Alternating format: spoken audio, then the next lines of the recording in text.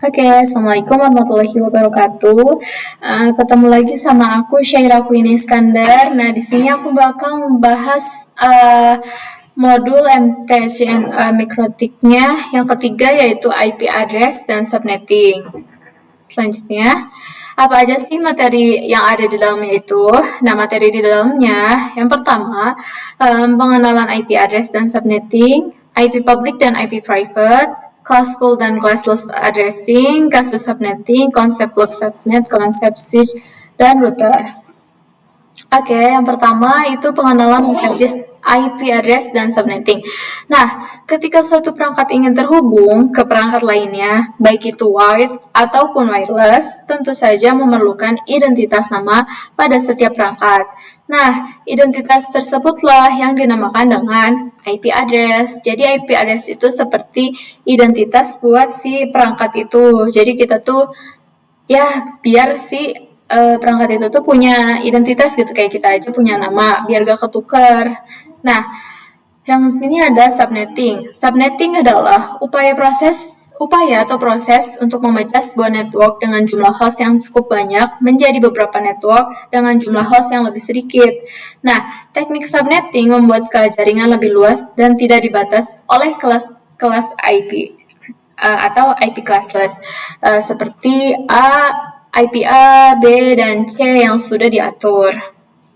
Nah, selanjutnya di sini ada gambarnya juga. Nah, di sini PC0 ini IP-nya 192.168.20.1.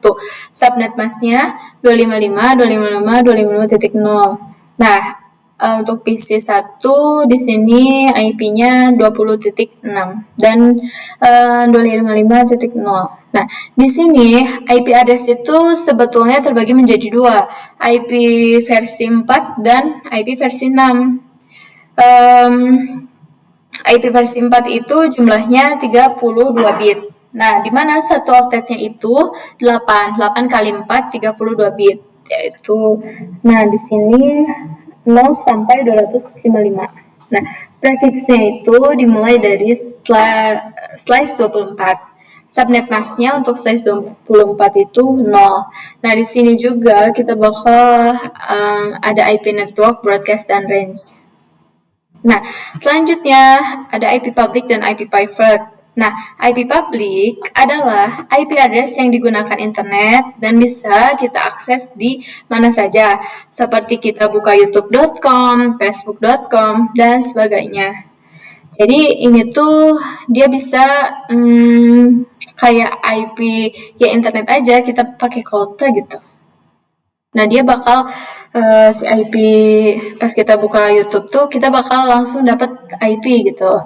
Nah, kalau IP private, IP yang hanya bisa digunakan di jaringan lokal, di global gitu, local area network. Oleh karena itu, untuk bisa mengakses internet, kita bisa memanfaatkan yang namanya NAT, Network Address Translation, agar perangkat jaringan lokal menggunakan satu IP publik tunggal untuk bisa berkomunikasi dengan internet. Jadi kayak kita pakai NAT. Nah, kita bakal bisa menggunakan satu IP tunggal buat ke internet gitu. Nah, di sini ada IP private. Nah, IP private ini dibagi menjadi kelas A, kelas B, dan kelas C. Nah, ini contoh IP kelas A yaitu 10.0, 0.0 sampai dengan 10.255, 255, 255. Kelas B 172.16.00 sampai dengan 172.31.255, 255. Nah, untuk yang kelas C 192.168.0.0, 192, 168, 255, 255. Nah, ini bisa kalian lihat sendiri gambarnya. Oke, selanjutnya di sini ada IP classful dan classless. Nah, kalau IP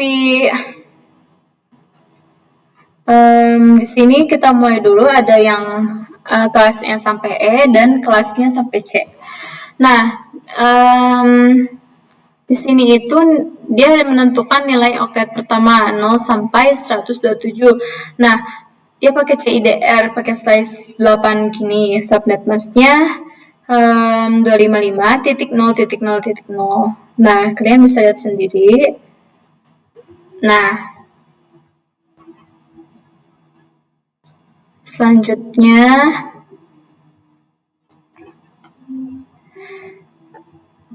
kalian ini bisa dilihat sendiri ya. Selanjutnya kita bakal menjelaskan studi kasus subnetting kayak gitu.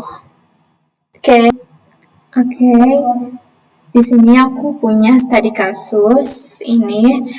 Jika semisal ada sebuah kelas dia memiliki 10 PC, nah dia bakal memakai IP yang 192.10.0 ini, dan agar IP-nya tidak terbuang-buang, maksudnya tuh kita bakal pakai yang terpakai aja, jadi jangan ada IP yang terbuang gitu. Nah, kita dari mulai prefix ini. Prefix dulu. Misalkan satu oktetnya itu kan 8 ya. Ini ada 4 oktet. Nah, berarti 8 dikali 4 yaitu 32. Nah, kita bakal ngurangin 4. Satu oktet. Kita bakal ngurangin 4. Nah, jadi sama dengan 28.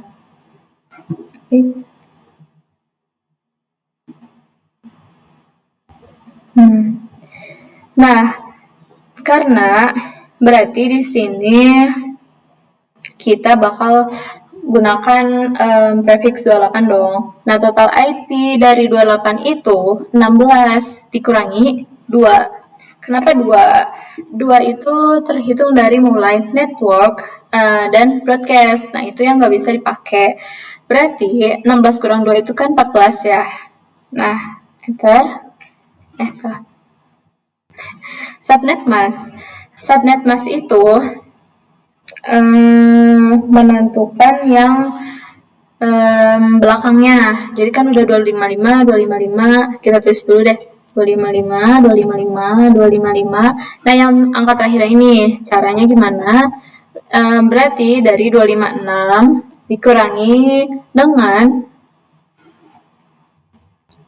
dikurangi dengan total IP.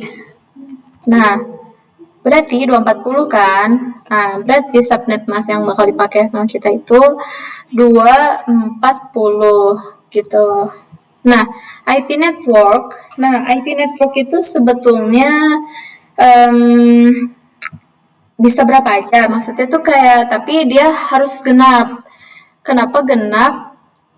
Ya harus genap gitu. Terus IP broadcast dan dia harus ganjil. Nah, IP network itu bisa dimulai dari 0, 4, 8, 64, 16, tergantungnya kita pakai itu, tapi dia harus genap gitu. Nah, IP network di sini aku bakal pakai 0 aja. Berarti kita bakal nulis lagi 192.168.10.0.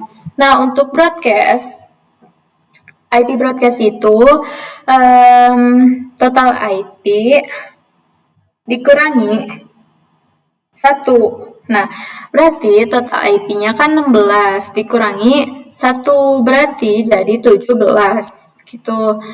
IP broadcast mohon maaf, 16 dikurangi 1, 16 dikurang 1 sama dengan 15. Berarti kita tulis lagi 192.168.10.15.